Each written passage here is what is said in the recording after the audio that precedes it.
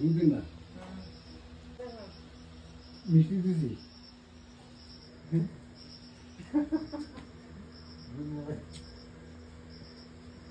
দেখো 6-7টা বানাইছি 6টা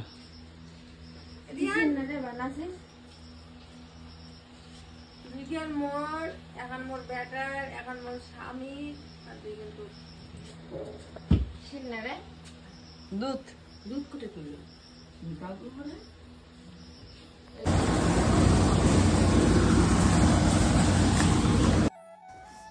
তো এদিকে চলে আসলো দেখো ধান ভাঙানোর মেশিন।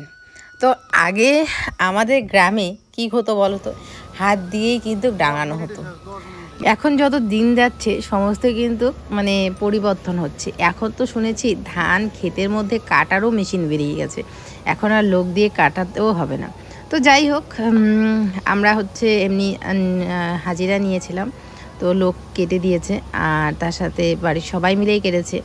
একদিন যেদিন কাটার ভিডিও ছিল সেদিন হয়তো বা তোমরা দেখেছো যে মা কাটছে, তো মা অল্প একটুই কেটেছে, যতটুকু টাইম দেখানো হয়েছে অতটুকুই। তারপরে কিন্তু তোমাদের দাদা ভাই বাবার একটা কিস্সার নেওয়া হয়েছে অতটুকুই, জমি আমাদের বেশি না। তার মধ্যে একজন কমেন্ট করেছে ছেলে ভিডিও করছে আর মা কাটছে, ও ভিডিওটা দেখাচ্ছে জন্যই কিন্তু তোমরা দেখছো, আর সেই জন্যই ও কাটাটা বাদ দিয়েছে, তাই না? এই যে এখন ধানগুলো তোলা হচ্ছে, সবাই বলবে এ রাম বয়স্করা তুলছে আর ছেলে ভিডিও দেখাচ্ছে। কারণ আমি তো বাড়িতে রান্না বান্না আর ছোট ছেলেকে নিয়ে ব্যস্ত, ও দেখাচ্ছে সেই জন্যই কিন্তু ওর হাতে মোবাইলটা, কিন্তু ও যখন করছে তখন কিন্তু আর দেখানোর কেউ নেই, তাই না বলো? তো যাই হোক, আমি তবু ওকে বলেছিলাম আজকে যখন তুমি করবা একটু দেখায়ও, না হলে মানুষ ভুল বোঝে। কিছু মানুষই আছে এরকমই কোয়ালিটির। তো যাই হোক, আগের তুলনায় এখন পরিশ্রম কিন্তু অনেকটাই কম, কারণ কি এই মেশিন হয়ে গেছে। এখন 1 বিঘা বলো 10 বিঘা বলো ধান ডাঙাতে মাত্র 1 ঘন্টার সময় লাগে। কেমন লাগতেছে? তো যাই হোক, এখানে আমার ছেলে রাজ এরা বসে বসে দেখছে, আর আমি ওদিকে বাড়িতে ছোট ছেলেকে সামলাচ্ছি আর রান্না করছি। তো যাই হোক বন্ধুরা, দেখতে থাকো আজকের ব্লগটা, আশা করি ভালো লাগবে। কিছু মানুষ যেরকম আমরা চাইলেও বদলাতে পারবো না তাদের মনোভাব চিন্তাধারা কোনো কিছুই, কারণ যে যেরকম সেরকমই থাকবে, তাই না বলো? কত কষ্ট করে এই ধানগুলো হলো, কি যে বলবো আর কি যে শান্তি সেটা বলে বোঝানো যাবে না। ধান লাগানো, গাড়া কাটা, তারপরে সার দেওয়া, বহুত কষ্ট করে আমরা এই ধানগুলো আবাদ করেছি। তারপরে এখন এই ধানের 4টা ভাত খাবো। বলে না, মানুষ 4টা ভাত খেতে গেলে যে কত কষ্ট করতে হয়, সে কষ্টগুলো আমরা বুঝছি। আর এদিকে দেখো আমার ছোট একটা কৃষক কাজ করছে।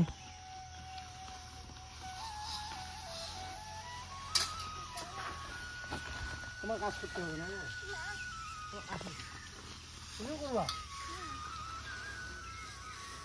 কাজ করতে হবে না, তোমার কাজ করতে হবে না, যাও বাড়ি যাও, যাও বাবা, তুমি যাও, তুমি বাড়ি যাও। 10 কি 5 কেজি ঘুরি ঘুরি 5 কেজি না হবে বাবা, তুমি বাড়ি যাও, করতে হবে না, যাও বসে বসে করবা, যাও বাড়ি যাও, করতে হবে না, চলো যাবে না।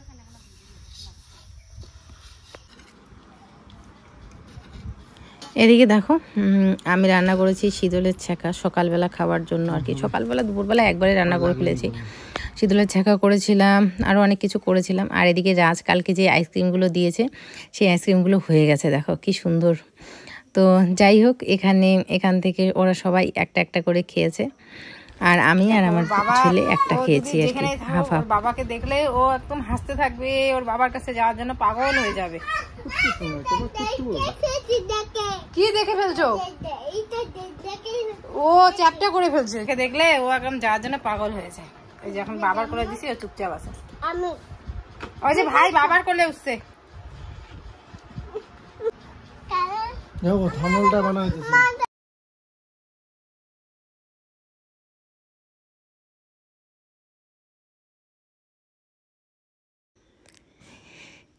এদিকে আমি কি জানি একটা বলছি ওর সাথে, তো মানে মনে পড়ছে না ঠিক, ঝগড়া করতেছিলাম হয়তো বা, মানে রৌদ্র যখন বাড়ে আমার দুই ছেলের অত্যাচারও বাড়ে, আর এদিকে আমার মাথাও গরম হয়ে যায়। সব ডিপ্রেশন তো আর ঝাড়ার লোক নেই, একটা মানুষই তো। ওকে কি জানি বলছিলাম। আসসালামু আলাইকুম।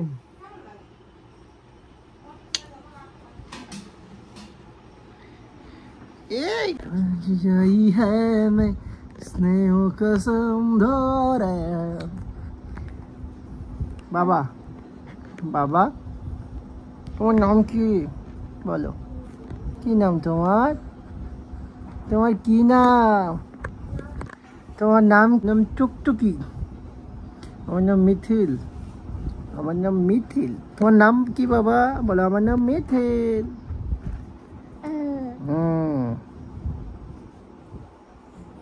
গুডু গুডু কিছু করছো আরো?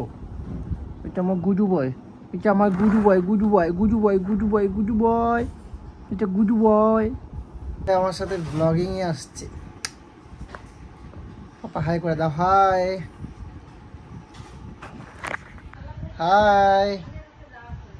এ মিথিল, মিথিল, মিথিল বাবা, ও মিথিল বাবা।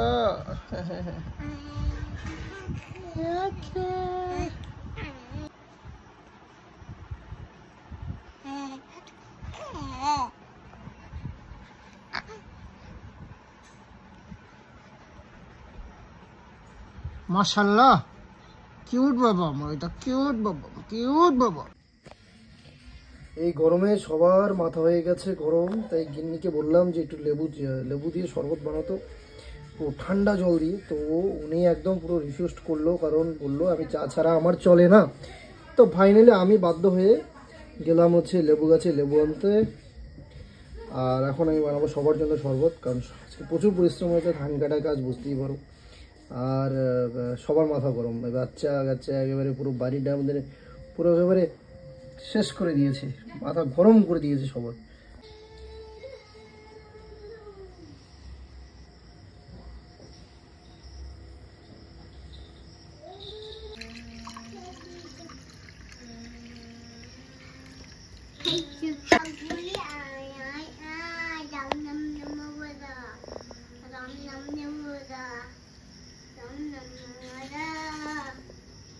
রস খা দেখি কেমন টেস্ট।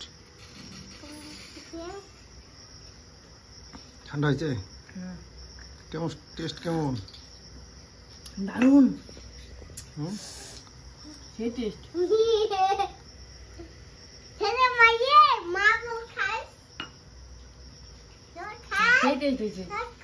ভাই দেখো, ভাই তুমি উচ্চ উচ্চ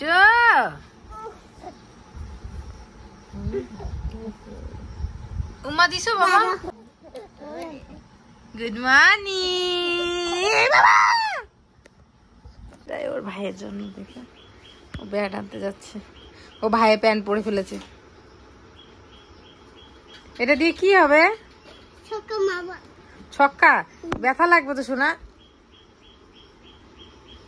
ও শোনা, ভাই ভাই ব্যথা পাবে। ও ভাই ভাই ছক্কা মারবে। ও ওর প্রিয় জিনিসগুলো ওর ভাইকে দিয়ে দেয়। বাবা ভাই ধরতেই পারে না। হ্যাঁ, ও ছোট না, আর 1 বছর গেলে তোমার সাথে খেলবে। ঠিক আছে? তুমি ভাইকে ব্যাট দিতেছো? ও আমার লক্ষ্মী, ভাইকে উমা দিয়ে দাও একটা। আরে সোনাটা আমার ছক্কা। হ্যাঁ, ভাই একটু বড় হলে খেলবে। হ্যাঁ, এখন তুমি নাচ দাদার সাথে খেলো, তাই না বাবা?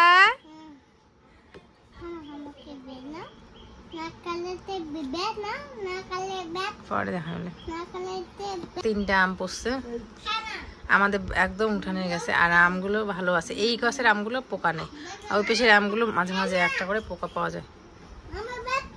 ও তোমার ব্যাট তো খায় না, এটা দাদার ব্যাট হয়। ব্যাট আমি কিনে দিছি, বাবা কিনে দিছে।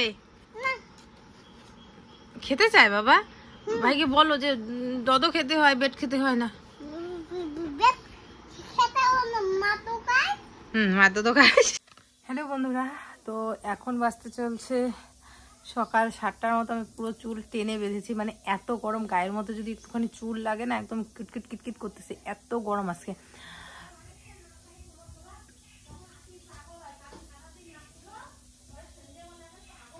এখন হচ্ছে 8:30 বাজে,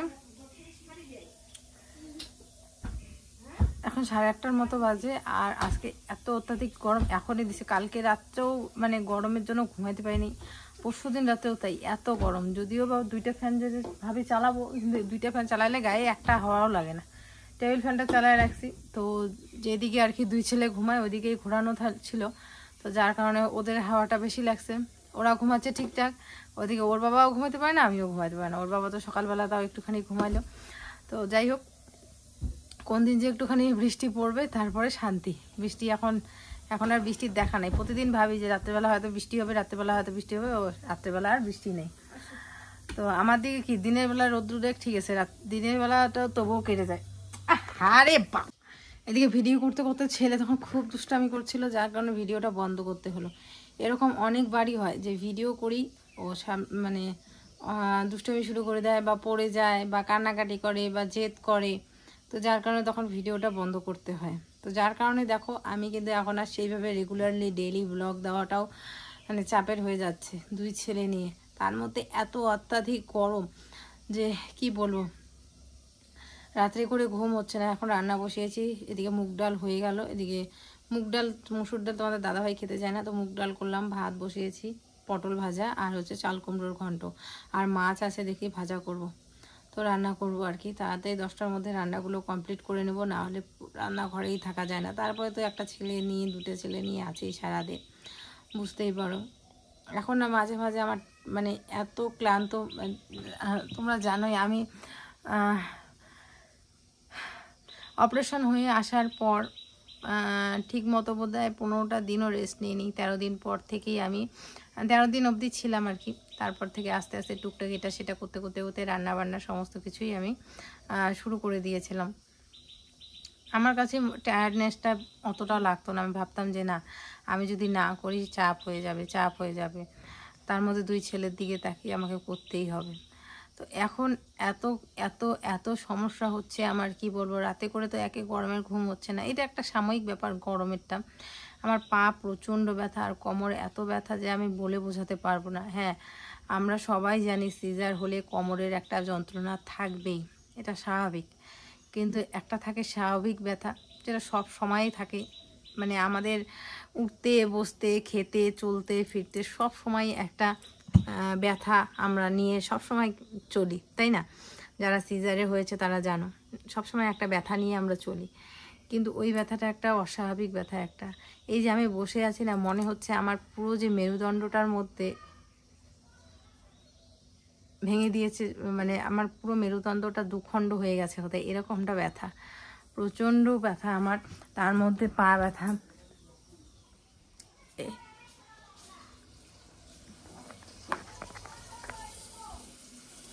তো এই জন্যই আর কি আমার শরীরটাও চলে না। আর মানে বিভাগ থাকে না একটা, যে আমি আর পাচ্ছি না এরকম। তোমাদের দাদাভাই আমাকে বলে যাও মামিদের বাড়িতে কয়েকদিন থেকে আসো। যদিও বা কারো বাড়িতে যাই, মামির বাড়িতেও যাই, বা বদ্রির বাড়িতে যাই। বদ্রির বাড়িতে তো এখন যাবো না, কয়েকদিন আগে ঘুরে আসলাম। তো এই বাড়িতে যাই, তোর বাড়িতে যাই, আসলে বাচ্চা নিয়ে কোথাও যেতেই ইচ্ছা করে না।